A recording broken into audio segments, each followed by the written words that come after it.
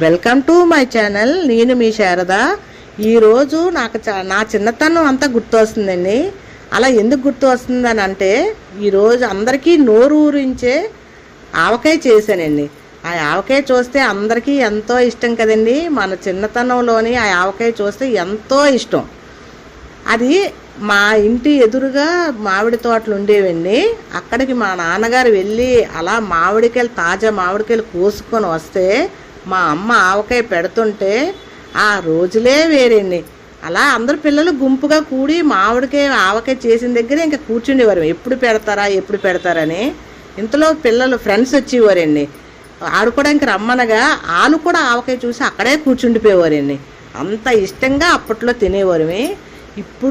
ఇప్పుడు కాలంలో ఏంటంటే చిన్న పిల్లల దగ్గర నుంచి పెద్దవాళ్ళ వరకు బిజీ లైఫ్ అయిపోయిందండి.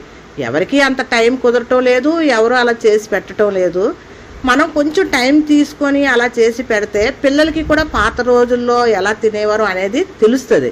మీరు కూడా ఒకసారి ట్రై చేసి చూడండి. నేనేమంటారు, నేను చెప్పింది నిజమే కదా. ఆవకాయ మొత్తం జాడీలోకి ఎత్తేసిన తర్వాత ఆ బౌల్లో మిగిలిపోయిన ఊటలోని వేడివేడి అన్నంలోని నెయ్యి వేసి కలిపి పెడితేనండి ఆ టేస్టే వేరండి.